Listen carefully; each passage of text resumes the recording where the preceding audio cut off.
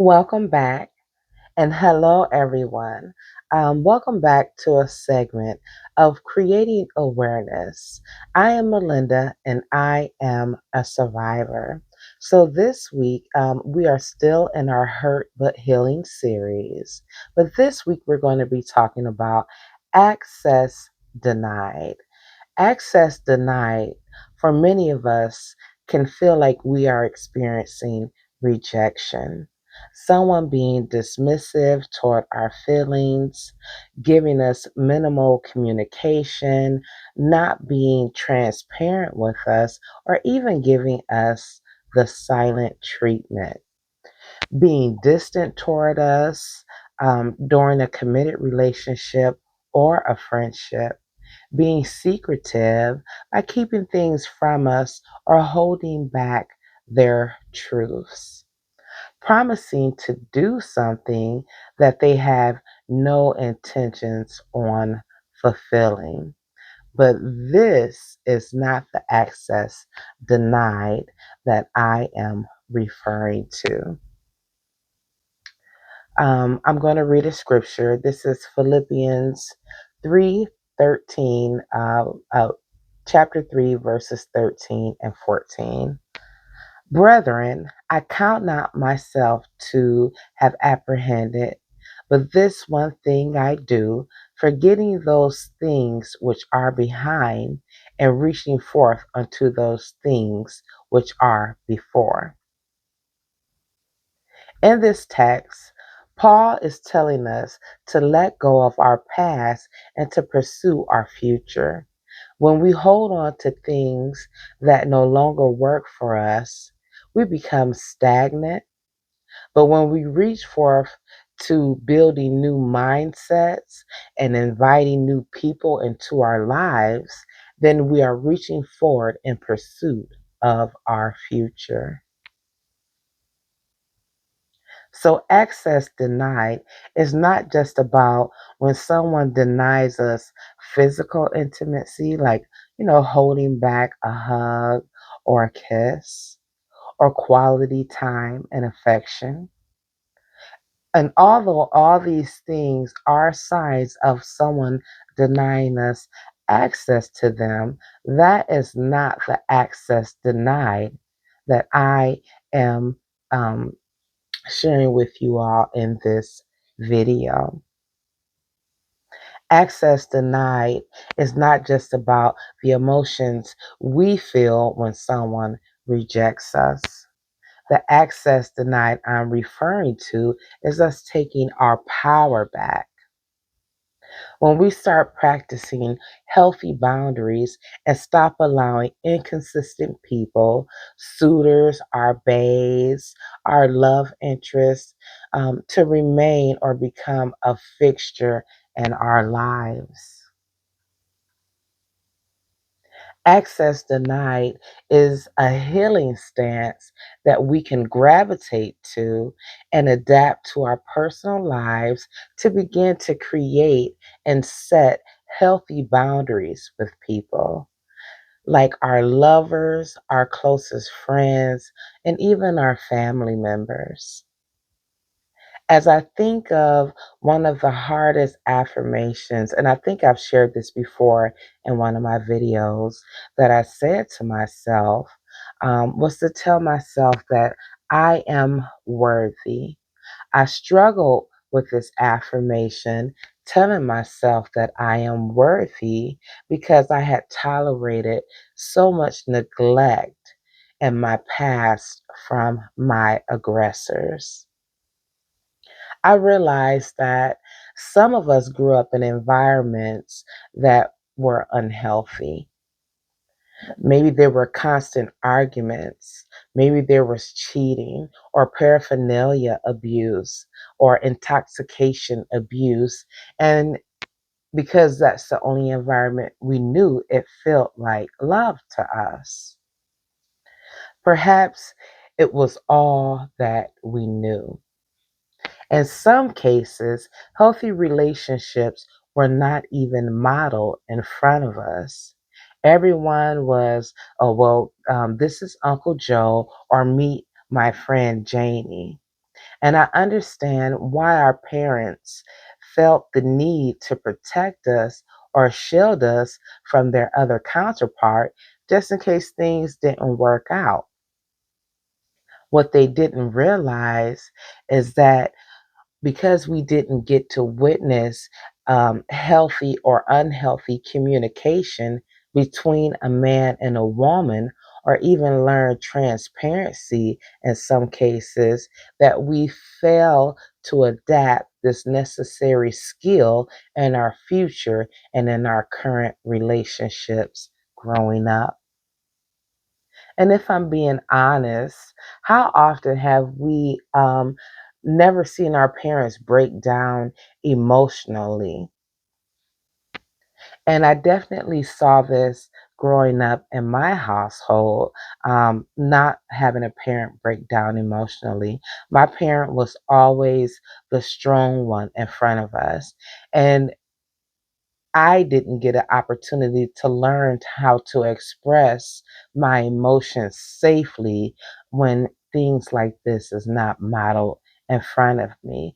I remember a time when one of my children were in the hospital and I got very overwhelmed emotionally for why they were in there. And I started to cry and then I held it in, I held it back, and then the doctor said to me, "No, go ahead and cry. It's okay." And I looked at my child and I started crying because I was so used to bottling up those emotions and dealing with them later so that they could always see the strong version of me. And there's nothing wrong with that in the sense of protecting your child's emotion, but you're also not teaching them how to express their emotions, and that's why they and sometimes they bottle things up because they don't know how to safely express them when they haven't learned it and it wasn't modeled in front of them.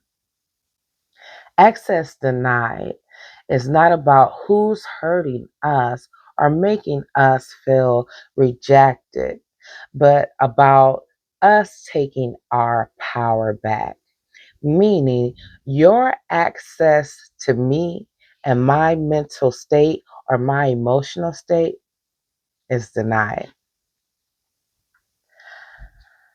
I'm tired of hearing that old cliche that women are desperate because we at times have lacked these boundaries. And in many cases, we may not have even been taught to establish these boundaries. And if you're anything like me, I recently learned how to establish these boundaries in my lifestyle, and that is what I am here to help you do. I have 4 points for utilizing access to me denied. And no, we're not cutting off everybody.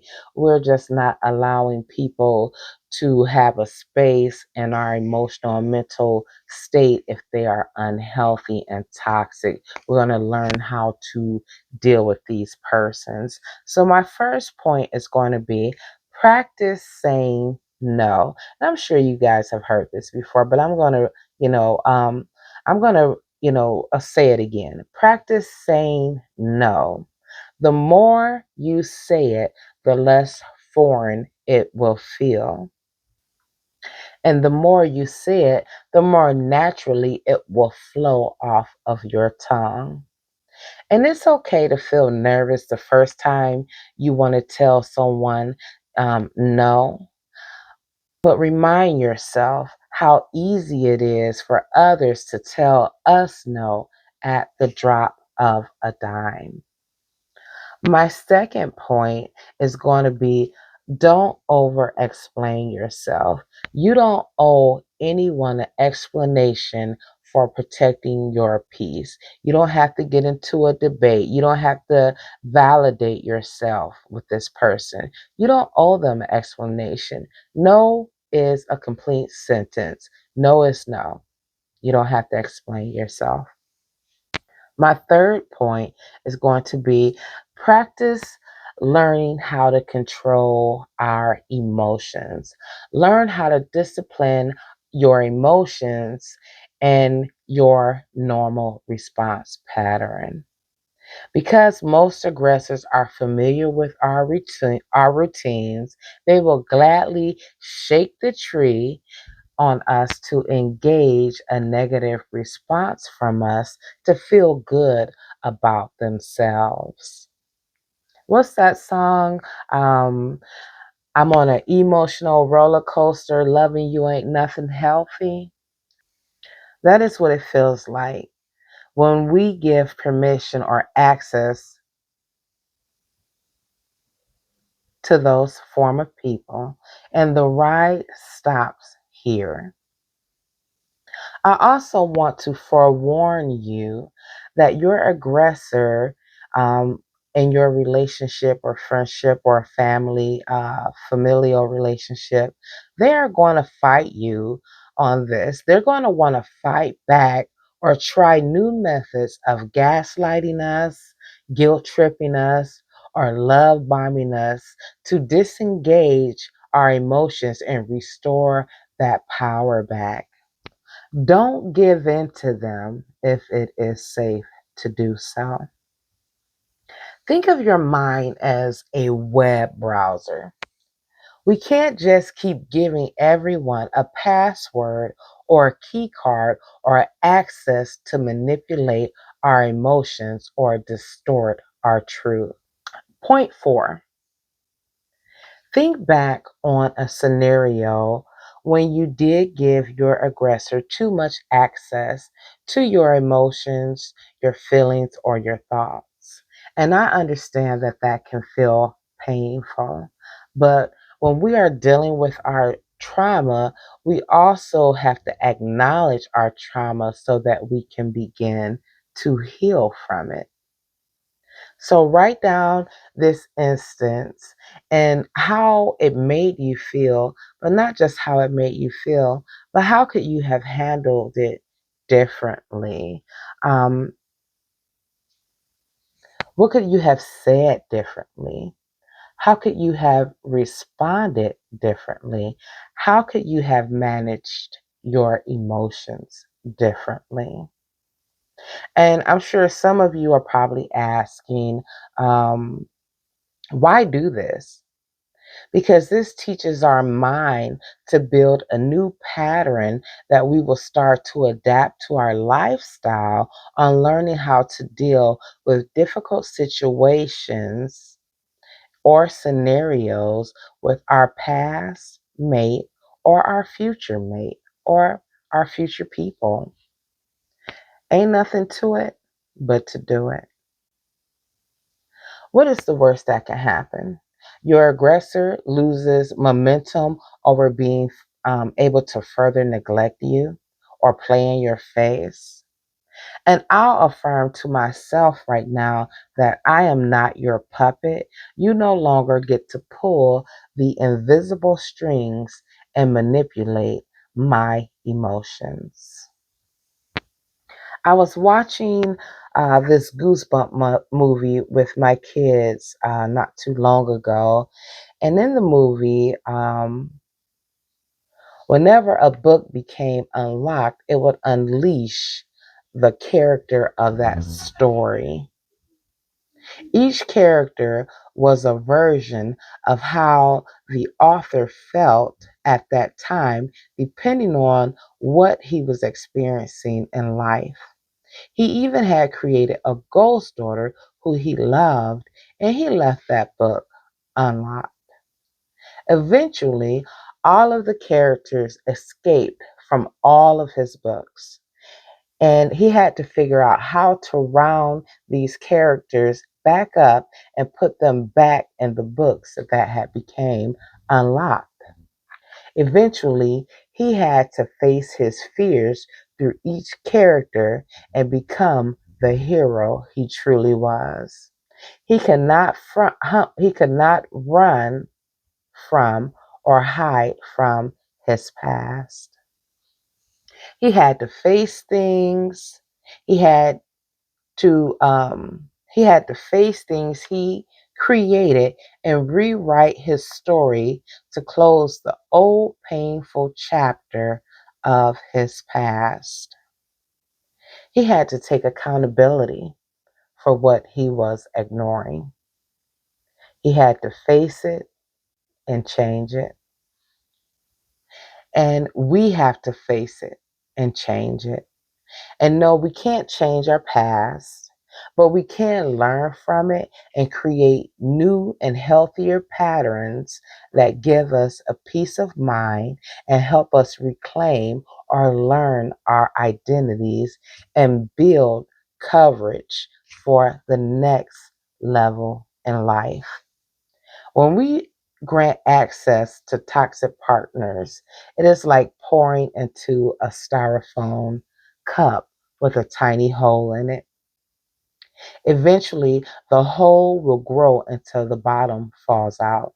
It will become so large that the water will just run through it like a faucet. We are that styrofoam cup when we allow our aggressors to drain us of our love, emotions, and trust. And we can't patch the styrofoam cup up. Once it's damaged, it's damaged. All we can do is throw it away and get a new cup. If you want to learn more about healing from unhealthy relationships, make sure you grab a copy of my book, My Song, A Healing Journey, and check out more of my videos. Thank you for watching. If no one told you they love you today, I love you. Take care.